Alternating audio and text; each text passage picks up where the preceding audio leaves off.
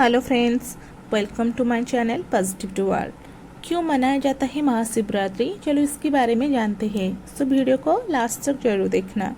महाशिवरात्रि भारतीयों का एक प्रमुख त्योहार है। ये भगवान शिव का प्रमुख पर्व है।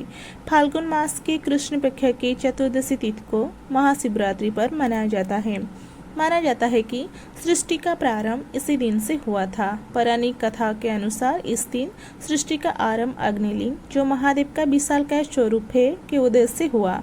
महाशिवरात्रि के दिन भगवान शिव और माता पार्वती की पूजा होती है।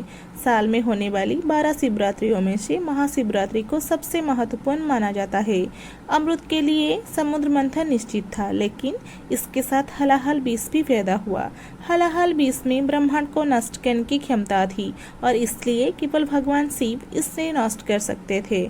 भगवान ने इसे अपने कंठ में रख लिया। जहर इतना शक्तिशाली था कि भगवान दर्द से पीड़ित हो उठे। उपचार के लिए चिकित्सकों ने देवताओं को भगवान शिव को रात भर जगाए रहने की सलाह दी। इस प्रकार शिव के चिंतन में एक सतर्कता रखी।